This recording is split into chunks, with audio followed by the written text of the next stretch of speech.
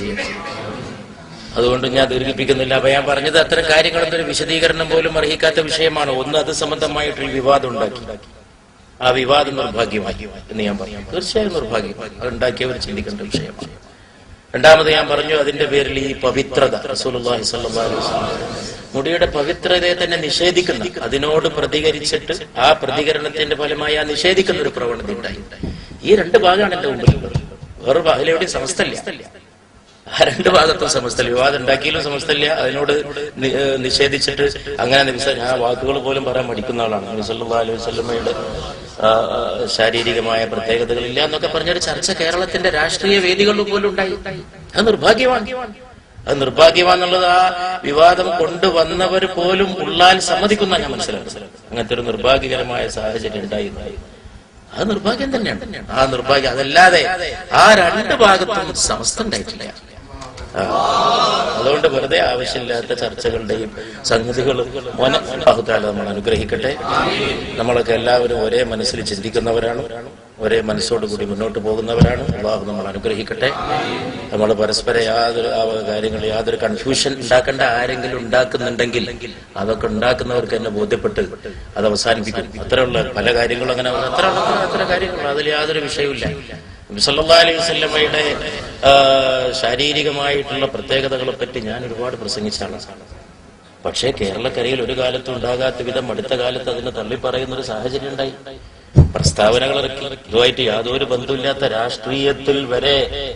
അതാണ് എന്റെ മനസ്സിലുള്ള വിഷയം. ഒന്നിങ്ങനെ വിവാദം ഉണ്ടാക്കിക്കൊണ്ട്, ഒന്ന് അതിനോടുള്ള പ്രതികരണമായി അതിനെ നിഷേധിച്ചത്. ഈ രണ്ടും നിർഭാഗ്യമാണ്. ഞാൻ പറഞ്ഞു, എന്തായാലും സംശയമുള്ളത് വിവാദം ഉണ്ടാക്കിയവ നിർഭാഗ്യമാണ്. അതിനോട് പ്രതികരിച്ചുകൊണ്ട് എവിടെത്തി അവസാനം ചർച്ച വാക്കിനെ പ്രാധാന്യമുള്ളതെന്നുള്ളടത്തി നമ്മൾ ഒരിക്കലും തന്നെ നമുക്ക് അംഗീകരിക്കാൻ കഴിയാത്ത വിഷയം. സല്ലല്ലാഹു അലൈഹി വസല്ലമയുടെ ശാരീരം, ഞാൻ മദീനയിലേക്കുള്ള പാത എന്നൊക്കെ പറഞ്ഞത് തന്നെയാണ് നമ്മൾ കേരളത്തിൽ പറഞ്ഞോണ്ട്. എന്റെ ശക്തമായ നിലപാടാണ്.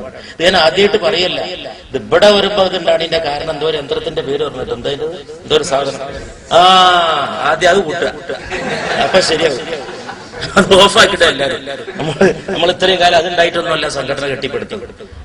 അതൊക്കെ ഇതിങ്ങനെ അങ്ങോട്ടും ഇങ്ങോട്ടും വേറെ പരിപാടി ജോലി കഴിഞ്ഞ് വന്നിട്ട് ഇതിങ്ങനെ വെച്ചിരുന്നിട്ട് അപ്പോ അവിടെ നിന്നാണ് ഇതൊക്കെ ഉണ്ടായിത്തീരുന്നത്. നമ്മൾ ഇത്രയും കാലം സംഘടന കെട്ടിപ്പടുത്തുന്നു അങ്ങനെയല്ല കുട്ടികളെ. അതൊക്കെ ആധുനിക ഇന്നലെ എന്നൊരു സുഹൃത്തിനോട് പറഞ്ഞു തമാശയായിട്ട്, ശാസ്ത്ര സാങ്കേതിക വിദ്യ വികസിക്കും തോറും നമുക്ക് ആശങ്കകൾ വർദ്ധിക്കുകയാണ്. ഞാൻ പറഞ്ഞു വളരെ ശരിയാണ്. ഇതിനാണ് ഇതൊക്കെ ഉപയോഗിക്കുന്നത്. അപ്പോ നമ്മളെ സംബന്ധിച്ച് ഈ വിവാദം എന്ന് പറഞ്ഞിട്ടുണ്ടെങ്കിൽ അതിൽ യാതൊരു രീതിയിലും സമസ്ത ബന്ധപ്പെട്ടിട്ടില്ല. സമസ്ത ഉണ്ടാക്കിക്കൊണ്ടെന്നത് സമസ്ത അല്ല. പിന്നെ സമസ്ത റസൂലുള്ളാഹി സ്വല്ലല്ലാഹു അലൈഹി വസല്ലം അതിനോട് പ്രതികരിച്ചിട്ട് പുണ്യ നബിയുടെ ശാരീരികമായ പ്രത്യേകതകളെ നിഷേധിക്കുന്ന ഒരു പ്രസ്ഥാനമല്ല സമസ്ത. അതിനെ സ്ഥാപിക്കുന്ന പ്രസ്ഥാനമാണ്. ഇത് വളരെ വ്യക്തമായ ഒരു കാര്യമാണ്. അതുകൊണ്ട് ഒരു കാര്യം പറയുമ്പോൾ നമ്മളെ മനസ്സിലൊരു കൺസെപ്ഷൻ ഉണ്ടാവും, നമ്മളൊരു നിയ്യത്തുണ്ടാവും. ഒരു സംഗതി പറയുമ്പോൾ നമ്മൾ എന്നെ സംബന്ധിച്ച് അള്ളാഹു ഇന്ന് വരെ ഞാനൊരു അഭിമാനമായിട്ട് പറയണം, നാക്കുപിഴ അങ്ങനെ സംഭവിക്കാറില്ല. കാരണം നമ്മൾ റസൂലുള്ളാഹിനെ മദ്ഹ് ചെയ്തിട്ട് തന്നെയാണ് നടക്കുന്നത്. അതിന്റെ ഒരു ബർക്കത്ത് സംസാരത്തിൽ നമ്മൾ എന്തെങ്കിലും പറയുമ്പോൾ അത് അതിന്റെ രീതിയിൽ തന്നെയാണ്. പിന്നെ എന്തിപ്പോ ഒരാളിപ്പോ വൈലുല്ലിൽ മുസല്ലീൻ, നിസ്കാരക്കാർക്കാണ് നാശം, അതാണ്ട് പ്രചരിപ്പിക്കാൻ. ലോകത്തൊക്കെ നിസ്കാരത്തിനെതിരെ ആണെങ്കിൽ പ്രചരിപ്പിക്കാൻ ഒരായത്താണ്ട് വിടുക, നിസ്കരിക്കണ്ടെന്ന് പറഞ്ഞാൽ വൈലുല്ലിൽ മുസല്ലീൻ, നിസ്കരിക്കുന്നവർക്ക് നാശം. അപ്പൊ അതിന്റെ ബാക്കി കുറെ പറയണ്ട്.